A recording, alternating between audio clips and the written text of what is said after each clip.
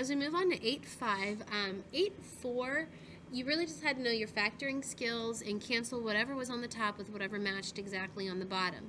8.5 is a little different because we're going to be adding and subtracting, and with adding and subtracting, the big idea is that you have to have common denominators. So this blank is common denominators.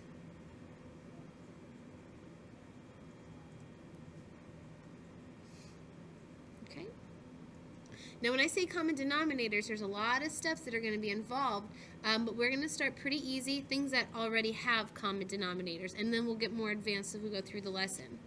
Let's try some just basic addition problems. Can you see how these denominators match?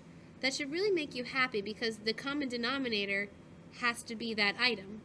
So you just bring the 5, the plus, and the 7 over, so you end up getting 5 plus 7 is 12 over 2x.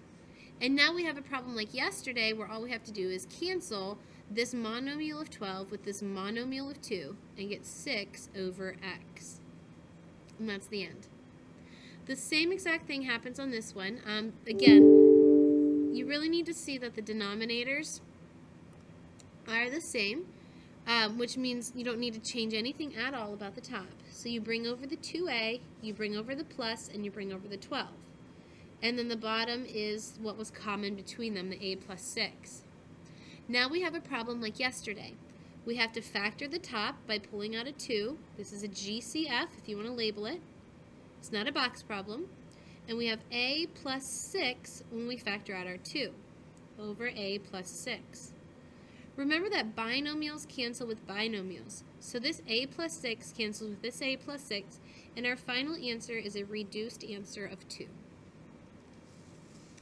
Subtraction problems. Again, I'm going to have the denominators match just to kind of start us off. So you're going to carry over the common denominator of a minus 1. You don't have to do anything fancy on the top, you just have to be very careful with the subtraction sign. So we're going to carry over the 5a, we're going to carry over the minus sign, and this is kind of sneaky because you have to carry over a quantity of 3 plus a. This will trip up my best students. It's not carrying over the quantity, but just carrying over 3 plus a. And the reason that's going to trip people up is because then they don't realize, oh, I forgot I had to distribute my negative sign. So that's going to be 5a minus 3 minus a over a minus 1. This is why subtraction problems are a little bit more difficult because you have to remember to distribute your negative. Combine your like terms. 5a minus 1a is 4a minus 3 all over a minus 1. This doesn't have a GCF, it doesn't have a box, it's done. One more subtraction problem to make sure you get this distributing down. We have an a plus 3 as our common denominator. Again, the problems will get more difficult as we move along. We're going to carry over this first a, we're going to carry over this minus sign, and we're going to carry over this binomial in a set of parentheses, 2a plus 3. In parentheses, so that you remember to distribute your negative. That's going to be a minus 2a minus 3 all over a plus 3. Combine your like terms. So we're getting closer. 1a minus 2a is negative a minus 3 over a plus 3. I'm hoping that you remember this top has a GCF of negative 1. If the first term is negative, we always pull out a negative. So that is going to make a negative 1 parenthesis. Change that to a positive a and a positive 3 now, which is fairly convenient because now we have a binomial on the top that matches a binomial on the bottom, and our answer is negative 1. The problems are now going to get a little more difficult.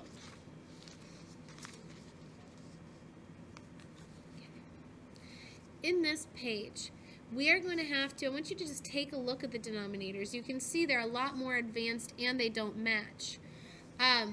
Step 1, you need to, if possible, factor the denominators. Step 2, you need to find the common denominator after you factor. Step 3, find out what each fraction is missing. Like, what does it match? Like, what does it need in the denominators? Step 4, you're going to distribute that stuff together, if possible. Step 5, you're going to combine your like terms.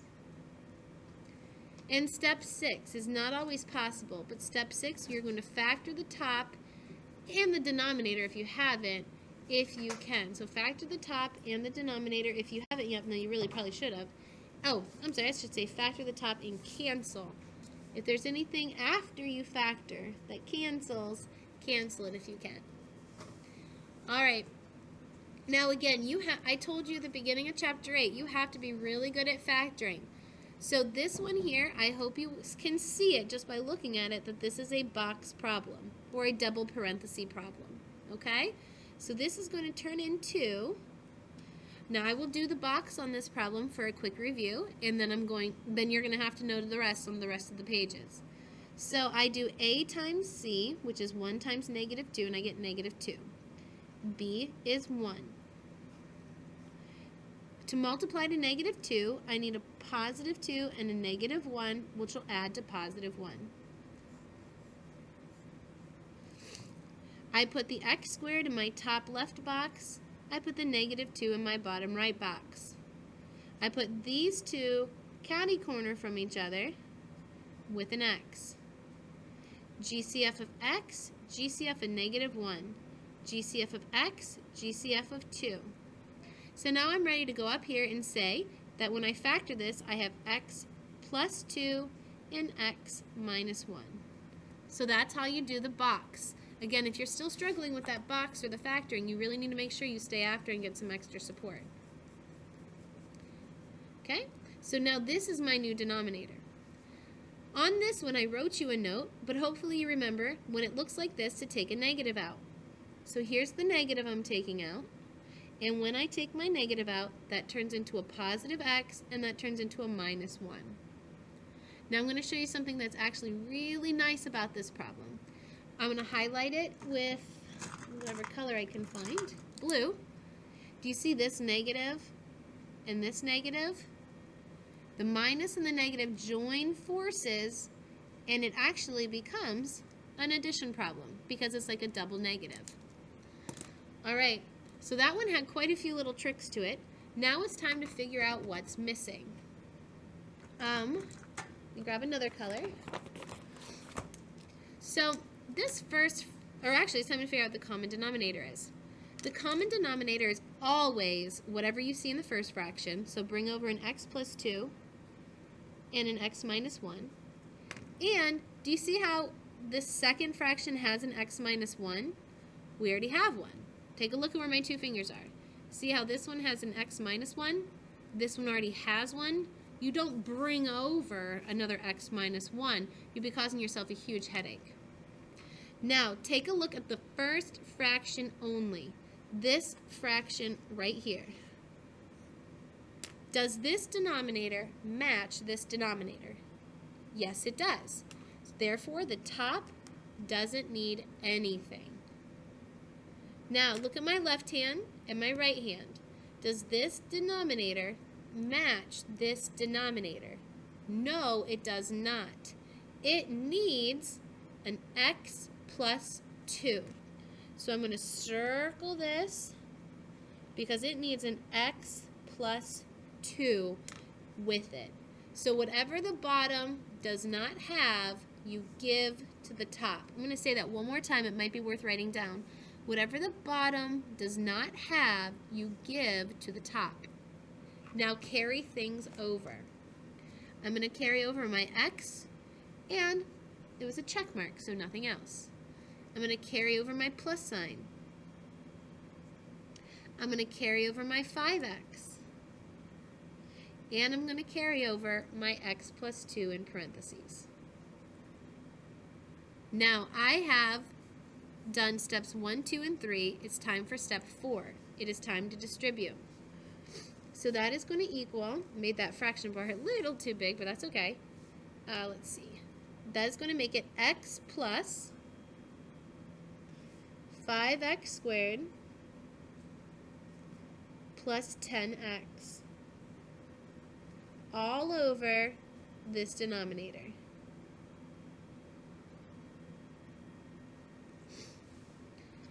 I'm going to, step 5, combine my like terms. I'm going to do that right below here. So I know it's kind of hard to see. I'm combining my like terms from here. So that's going to be 5x squared plus 11x all over x plus 2 and x minus 1. Now step 6, factor the top. I do see a GCF of x in the top. So I will pull out an x and get 5x plus 11 all over x plus 2 and x minus 1. Notice I never distribute the denominator back together. Please do not think that this monomial of an x cancels with this x, because this x is part of a binomial. You cannot cancel bits and pieces. All right. This one factors. Please pause the video. And actually, you know what? Look, conveniently, it's the exact same as the one above it. Lucky you. So it's going to be x plus 2 and x minus 1. So you're not going to use this anymore. This one's perfect. It doesn't need factoring. So now I'm going to find step 3, step 2, find my common denominator. Pull both of these guys over. Pull the x plus 2 and the x minus 1 over. Now, see my left hand of x plus 2? Is it already over here? Yes, it is. It's right here. So I don't pull another x plus 2 over because there's already one there. Now we go and see what's missing. See how my left hand matches my right hand? That means this gets a check mark. Now this one, can you see how my left hand does not match my right hand? The question is, what is missing? It is missing not an x plus 2, it is missing an x minus 1. Now very carefully, pull the tops over. So I'm going to pull over my x, and it had a check mark, which is great. I'm going to pull over my minus sign. I'm going to pull over my 1 and my x minus 1. I am now on step 4, distribute. I'm going to be a little lazy, and I'm going to distribute right here. So it's going to be x minus 1x plus 1. Now I'm on step 5, combine. Well, x minus 1x actually cancels out, and all I have is a 1 on the top. X plus 2, x minus 1 on the bottom. And there is no factoring. That's done. And please do not think this one and this one cancels, because the one on the top is a monomial, the one on the bottom is a binomial. Let's try another one. All right, hopefully you see that this is going to end up being a factoring box problem. I would suggest pausing the video and trying a box. I'm going to pause for a few moments, so hopefully you do that. When you factor this, I hope you have a plus 2 and a minus 3. Now, let's talk about our common denominator. You always pull both of these things over. So if there's an a plus 2 and an a minus 3, they both come over. Now here's my left hand and my right hand. Do they match exactly? No, they do not. This one is missing I'm sorry, let me rephrase that again. Is there an a minus 3 over here? Yes, there is. So I don't bring another a minus 3 over because I already have one. Now it's time to figure out what's missing. Do you see how my left hand and my right hand match each other? Give this a check mark. Can you see how my left hand and my right hand do not match each other? I need an a plus 2. Very similar to the last problem. Now it's time to pull over the numerators. Bring over an a, it had a check mark, so you don't need anything else. Bring over a minus, bring over your 3, and the quantity of a plus 2 in a parenthesis. I think this is step, let me check, I think it's step 4 that said to combine. Yep, well, I'm sorry, step 4 says to distribute. I have plenty of room here on the top line to distribute, so that's going to be those kind of distributing. So I'm going to keep this a minus 3a minus 6 Step 5 is to combine. Let's see. So that's going to be a minus 3a, that's negative 2a, and then the minus 6 plops over the other two things that I don't touch. I get those at the beginning of the problem. I leave them alone. I hope you see in this problem there is a GCF of negative 2. So I'm going to move down a little bit right here. I'm going to pull out that negative 2. Okay, I'm going to try to get both of them in the shot so you can see what's going on. When I pull a negative 2 out, I have a plus 3. Because this turns into a and that turns into a positive 3 when you take a GCF out. Which is, you would kind of think it would be convenient, but it's not. These do not cancel each other because they're not the exact same. As annoying as it is, this problem is done like that. Alright, let's talk about the next one. We're going to do this one and then we'll go to a new video. This does not factor. I could give it a check mark. This does factor because I can pull out a 2. You always want to look for GCFs if possible. This does factor because I can pull out an X. Always look for GCFs if possible. Now it's time for your common denominator. Always bring over the first fraction. So I'm going to bring over that X plus 2. Now look at my left hand and my right hand. Does this middle fraction, can it bring anything extra to the table? Absolutely. It can bring a 2 to the table. Now the third fraction. Look at my left hand and my right hand. They both have the X plus 2, but my right hand needs to gain this X. So instead of just having a 2 in front, I'm now going to have a 2X in front. And then you can kind of go back if you want to and double check. Just say, do I have an X plus 2? Yes. Do I have a 2? Yes. Do I have an X plus 2? Yes. Do I have an X and an X plus 2? Yes. So you can see you actually have everything you need. We need to go back now and make my left and my right hand match. This X is missing some things. It is missing, so it has the X plus 2, right? But it doesn't have a 2X. See on the bottom, it's missing a 2X?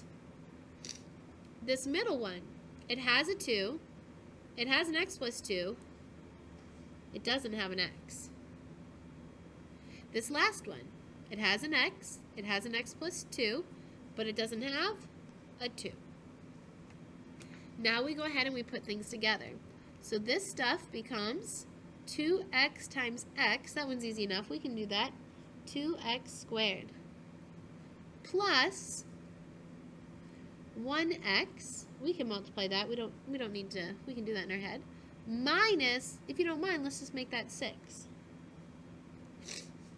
And that's the end, that's the end of the bringing stuff over. None of this combines, so you know what I need to check? This question down here. It says, can you factor the numerator at the end? Well, let's check this out. If I could, I would put this in a box. So again, I'm going to ask you to please pause the video. Get your box ready. Carry down your denominator. And I want you to put this stuff, I want you to do the A, C, and B thing with this one. Pause the video and please see if you factored it.